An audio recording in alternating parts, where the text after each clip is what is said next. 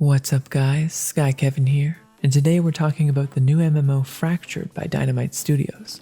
We'll be going into the details of what makes this MMO unique, as well as my personal thoughts on the game so far in its early alpha access. Don't forget to subscribe, and as a reminder, since it is an alpha, many of these things can change, and we should always be aware of that with any criticisms we have, especially given this is a small indie studio that's making the game. So, let's get started.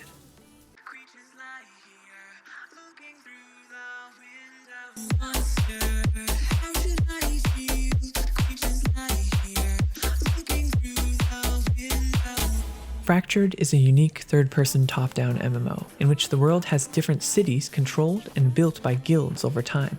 The skill system is unique in that it's pretty much a fully customizable system that you can change at any time. Levels are kind of a thing with this game, but it will require a little bit more explanation later on. There will be 3 different playable races for players on release, but so far the only one that you can play in alpha are humans. So let's start by going over the systems one by one in a little bit more detail.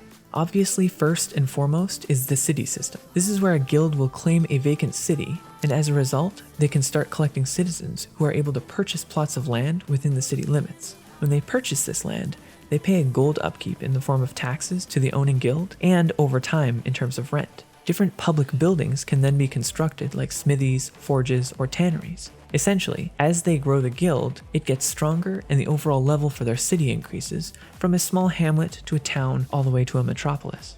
I've always been a big fan of games that can do this properly, and so far I haven't seen too much of a benefit from the implementation of owning a town. You don't really get any kind of special resources other than the tax money from the citizens, so I'm not sure if it's necessarily worth it to own a city right now, other than, of course, the territory control and bragging rights that comes with it for being the reigning guild. Next, we have to talk about the way to level up and the skill system in this game, as it is very unique. In order to gain experience, you're actually getting knowledge. You get knowledge points by harvesting plants that you haven't ever seen before, or by killing enough of the same type of creature. As you get knowledge points, you can unlock abilities and talents. Abilities are active skills that you can swap in and out of your hotbar whenever you go to a hearth located in a home or tavern. Talents, on the other hand, are more like passive skill points on a large tree that can buff your character with things like base damage, dodge chance, extra health, and accuracy. These can also be swapped out at a hearth. Technically, there are no levels in this game. However, you can kind of assume that the more knowledge you have, the stronger the character will be, given you have more abilities unlocked and more talent points spent.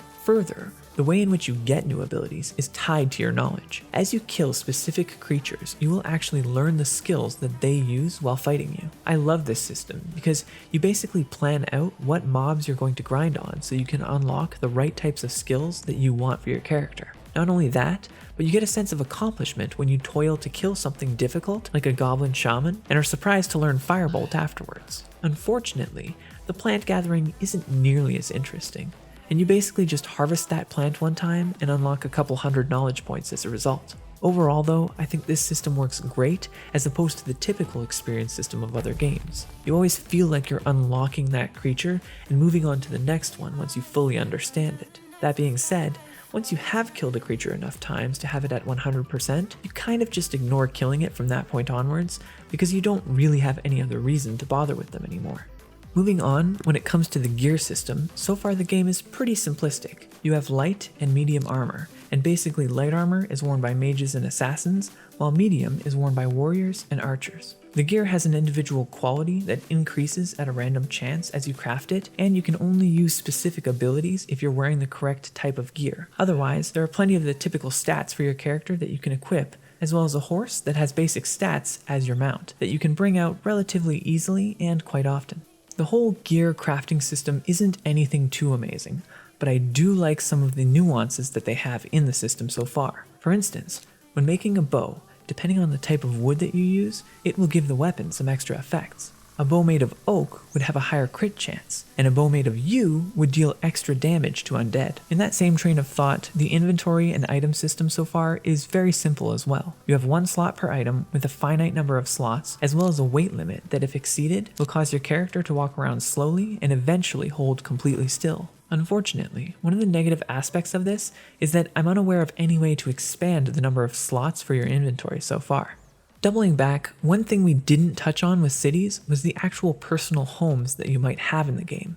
You can always become a citizen of a city, or there are other farm areas marked on the map by these corn symbols where you can also purchase a plot of land. This allows you to build either outside or inside of the city limits, and you still have all the rights to build whatever you want on that plot. In order to build the building, you have to go out and harvest wood logs and stone blocks using packing carts to constantly bring resources to the building sites, since you can only carry them with your character's hands actively, one by one, or chunk by chunk. The reason you would build yourself a house is for the different technical crafting stations available, as well as a place to rest and heal up between hunts. Plus, you can build as much storage as you have room for in case you need it.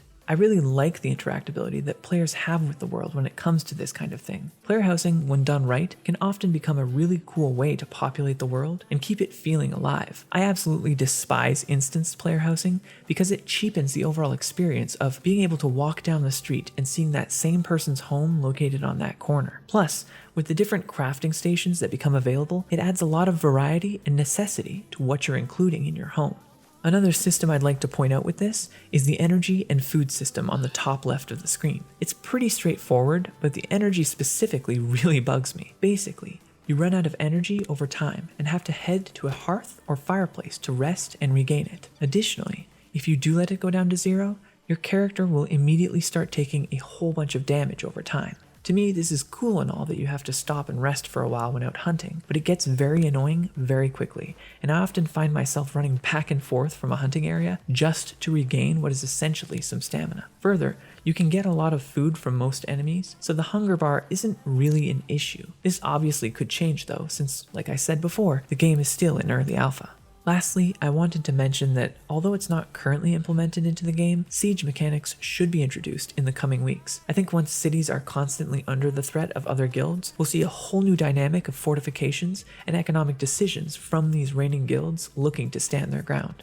A lot of people say this game reminds them of Ultima Online, and there are plenty of connections to a similar style to Albion Online. The game right now is still in its early infancy, and I think it definitely lacks variety, especially when it comes to items and the systems centered around that. Understandably though, they are trying to get the core mechanics fleshed out first with sieging before they start producing a lot more of the typical content and higher tiers of items that you would see in your usual MMO. I will say though, the current alpha testing player base is quite devoted, and you can see that they've already started to max out killing the various world bosses, unlocking all the currently available knowledge points, and constantly PvPing in the open world. I'm sure this PvP will continue and ramp up when sieges are introduced, and we'll see a whole slew of other new content on its way afterward. Either way, this is definitely going to be a unique MMO to watch out for. I'd say it still has a long way to go in terms of development and creating a more fluid dynamic when it comes to combat, but this game seems like it could have tons of potential, depending on development speed, to be one of those hidden gems of a hardcore game, especially if you're in it more for the RP aspect of things, and you don't mind the old style stuttery animations that you might see. As always, don't forget to subscribe if you want to see more content on MMOs like this one, as well as many others. Thanks for watching, and I'll see you next time.